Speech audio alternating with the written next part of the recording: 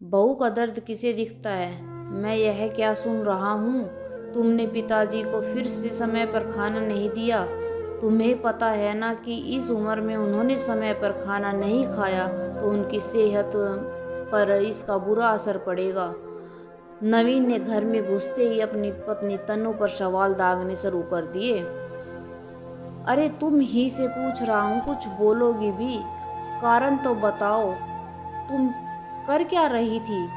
घर के काम में मदद के लिए शांता भाई भी है, फिर भी समय पर तुमसे खाना नहीं बन पाता तनु।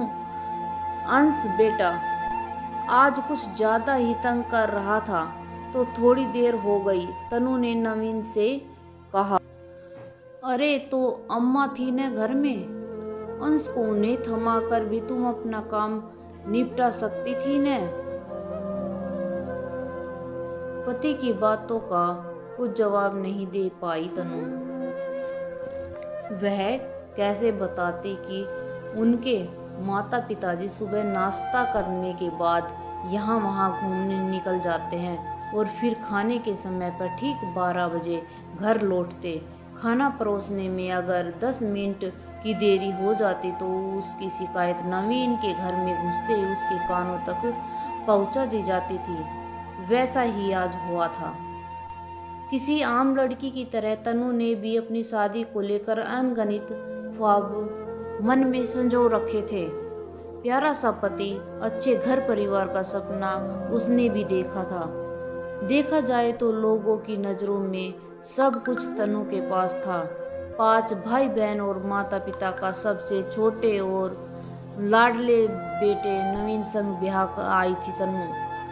पेशे से इंजीनियर नवीन सूरत और सीरत दोनों से परिपूर्ण था। उससे बड़े सभी भाई बहन शादी पहले ही संपन्न हो चुकी थी। वे सब अपने परिवार के साथ बहुत खुश थे। पिताजी अभी हाल में ही रेलवे की नौकरी से रिटायर हुए थे और वे लोग अपने छोटे बेटे नवीन के साथ ही रहने लगे थे। परिवार में किसी बात की कमी नहीं थी। बीतते समय के साथ तनु और नवीन एक बेटी वंशिका और उसके छोटे बेटे अंश के माता पिता बन चुके थे। वंशिका के जन्म के समय पश्चात तो तनु ने घर परिवार ठीक से संभाल लिया था, किंतु जब छोटे बेटे अंश का जन्म हुआ तो उसकी थोड़ी सी परेशानी बढ़ गई थी। छोटे भाई अंश को देखकर नन्ही वंशिका की शरारतें बढ़ गई थी। दोनों बच्चों के साथ घर को संभालने में तनु बेहद परेशान हो जाती थी, परंतु घर वाले उसकी तकलीफ समझने के बजाय नवीन तक उसकी शिकायत पहुंचा देते थे। पति को उसका दर्द कहाँ दिखता था, और दिखता तो कैसे। नवीन की छुट्टी वाले दिन तो सब कुछ सामान्य ही दिखता था। अम्मा अंश को अच्छे से संभाल रखती थी तो वंशिका दादाजी और पापा जी के पीछे डोलती थी। ऐसे में तनु को भी काम करने में थोड़ी आसानी हो जाती थी। अब तो नवीन को यह लगने लगा कि उसके ऑफिस जाते ही तनु जानबूझकर अम्मा बाबूजी की नियत समय पर खाना नहीं परोसती। वह नहीं चाहती थी कि वे लोग उसके साथ रहे। रोज रोज के ताने उल्हाने के कारण तनु भी टूटने लगी थी। पति पत्नी की आपसी प्यार भी कम होने लगा था। वह चाहे कितनी भी कोशिश कर ले, उसमें खामियां ही दिखती थी। उसके तन मन का दर्द समझने वाला कोई नहीं था। अब तो उसने खुद पर ध्यान देना छोड़ दिया था। बेटे को दूध पिलाने के कारण उसे भूख अधिक लगती थी, पर घर संभालने के चक्कर में कई बार भूखी ही रह जाती थी। उस दिन नू रोज की तरह जल्दी जल्दी रसोई में खाना तैयार करने में लगी हुई थी। दोनों बच्चे वही पास में चटाई पर खेल रहे थे। माँ, मुझे भी खाने में वही चाहिए जो अंश खा रहा है, वंशिका ने ठुठुरते हुए कहा।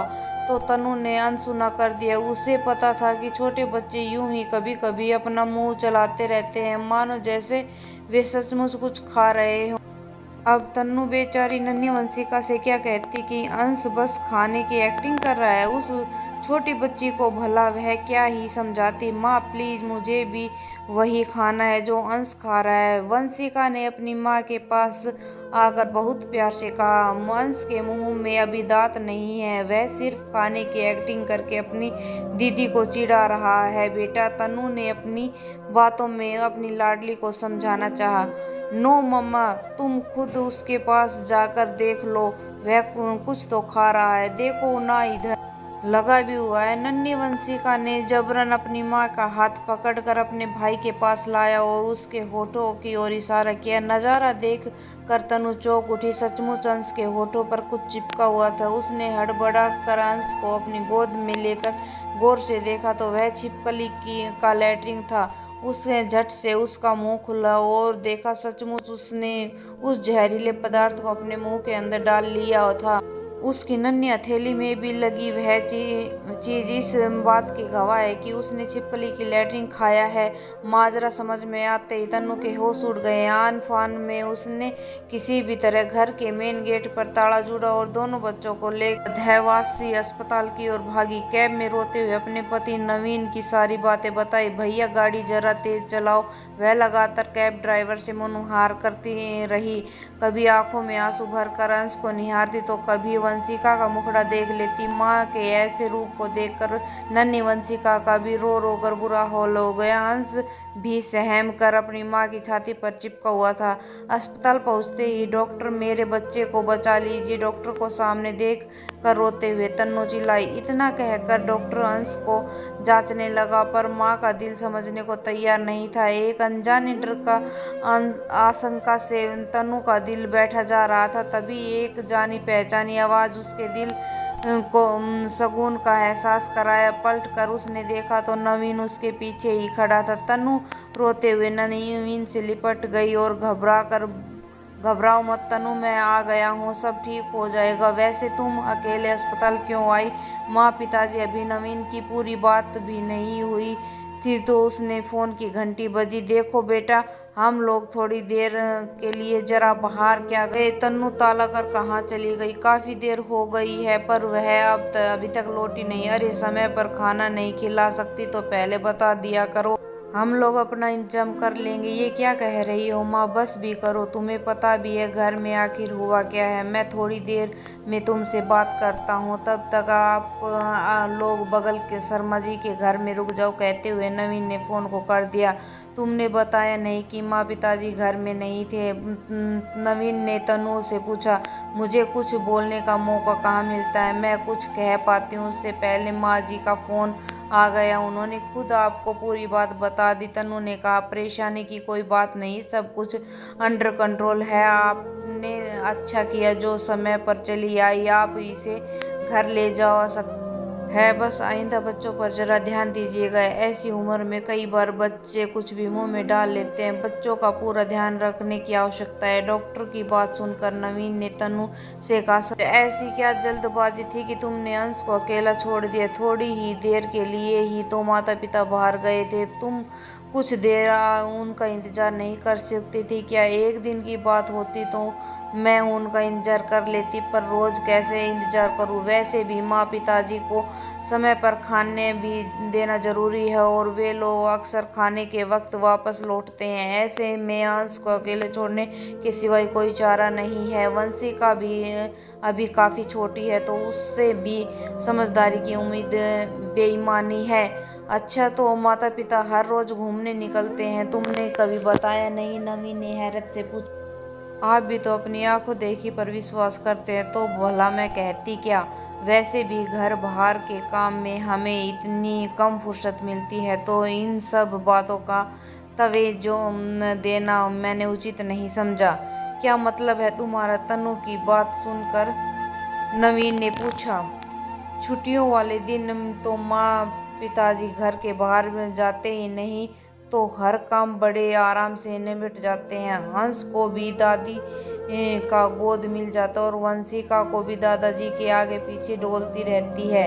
वही आपके ऑफिस जाने के बाद समीकरण ही बदल जाता है। माता पिताजी भी घंटों घर से बाहर ही रहते हैं। शायद आपके जाने के बाद उन्हें अकेलापन महसूस होता होगा तो वे लोग भी नियमित रूप से सैर पर निकल जाया करते हैं। कुछ घंटों बाद अस्पताल से सभी घर वापस लौटे। अंश तन्नू की गोद में चैन से सो रहा था। उसे तो अंदाजा भी नहीं था कि उसकी शरारत ने कैसे घर हड़कंप ला दिया था। कुछ ही देर बाद नवीन माता पिता को शर्मा जी के घर से ले आया। अंश के बारे में सुनकर वो बड़े चिंतित हुए। नवीन ने उन्हें रास्ते में समझाया था, तनु को दोनों बच्चों को देखभाल के साथ घर संभालना मुश्किल हो रहा है। अगर हम उसकी मदद करें तो उस पर केवल आदेश चलाएं तो यह गलत होगा। नवीन की मां ने सहमति से सर हिलाया। आप लोगों के घूमने से मुझे कोई दिक्कत नहीं है, मैं तो बल्कि खुश हूँ कि आप लोग अपनी सेहत का ध्यान रखते हैं, पर साथ ही साथ आप लोगों को तनु और अपनी बेटी की तरह ख्याल रखना चाहिए। आप लोग मेरे घर आने के बाद टहलने जा सकते हैं या बच्चों के साथ ले जाएं। नवीन ने अपनी माता को खामोश निगाहों से उनकी गलतियों का आभास देखा। घर पहुंचते ही उन्होंने अपनी बहू को गले से लगा लिया। मुझे माफ़ कर दे बहू, हमें तेरी परेशानी समझनी चाहिए थी। आज से तू अकेली नहीं है, हम सब हैं तेरे साथ। अपने दादाजी की गोद में बैठी वंशिका ज़्यादा कुछ समझ ही नहीं पाई, पर नज़ारा देखकर उसकी तालियों ने इस खूबसूरत पल के चार चांद लगा दिए।